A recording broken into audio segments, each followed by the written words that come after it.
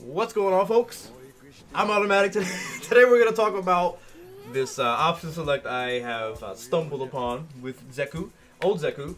Now, there's a couple things we got to talk about before we can get into it. It's all about the standing hard punch and the crush counter state and going into the stance. So first we have to really talk about why is that good anyways, right? So this standing hard punch, when you do the stance, is +1 on block. If they are matching a 3-frame, you can crouching jab, that'll counter hit, and then you can combo into crouching medium punch.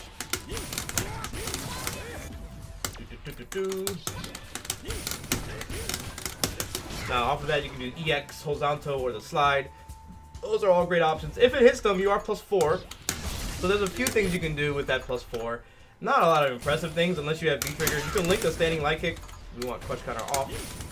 You can link standing light kick, crouching jab, which we just demonstrated. That'll also link, but it also combo, or excuse me, it'll be a block string against our 3-frame. So that's good. That's all that is good.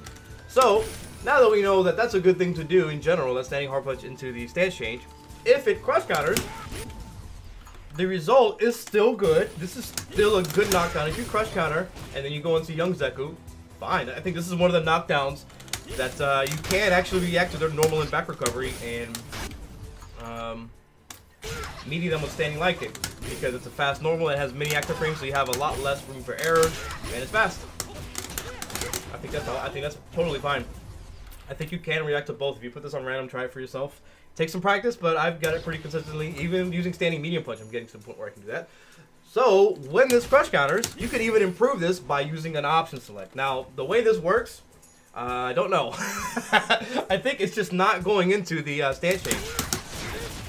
I think it's just bypassing it with the crush counter window. I don't know if it's a 0-frame cancel or not. It looks like it may not be, but it is interesting, the behavior here, because I can't cancel into regular special moves, only into EX, and probably a special as well.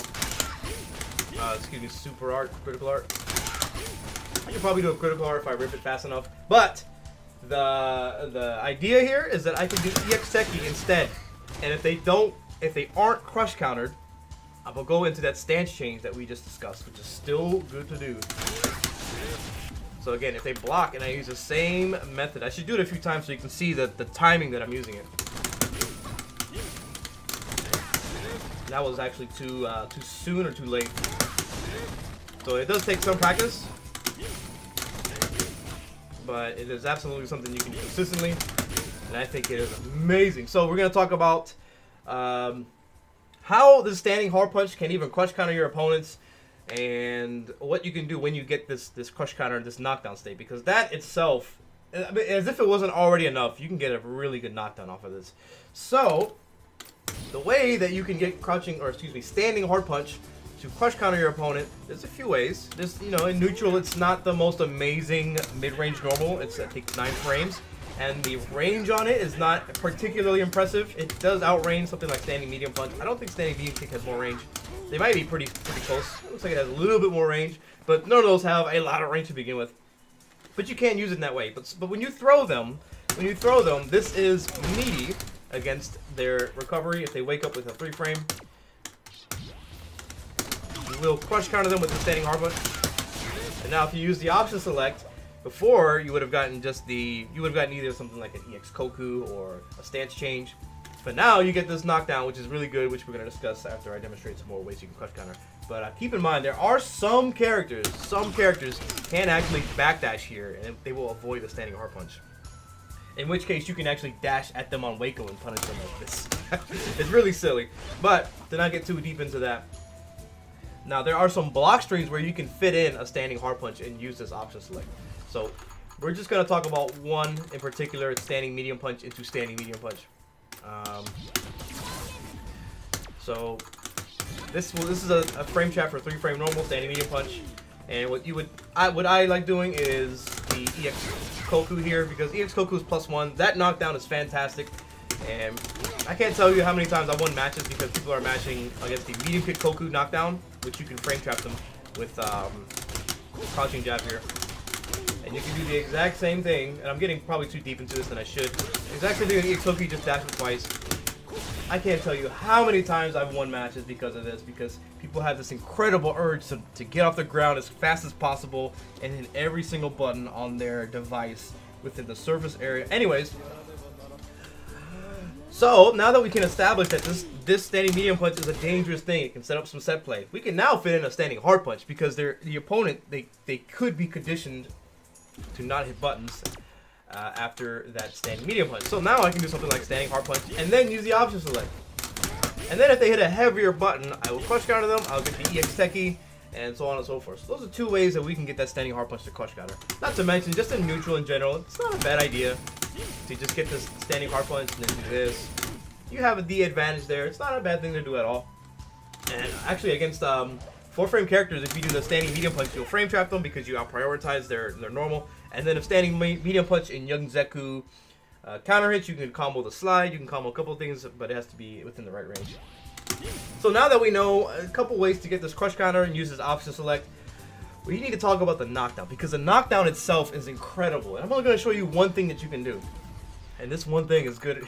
It's good enough. So you follow up with the Light Kick Koku from here. Light Kick Koku, you dash up twice, crouching hard punch. That'll crush counter both knockdowns if they wake up and they match their 3-frame. So I'll demonstrate with the back recovery as well. Now this, you cannot cancel, so yeah, that works for both knockdowns.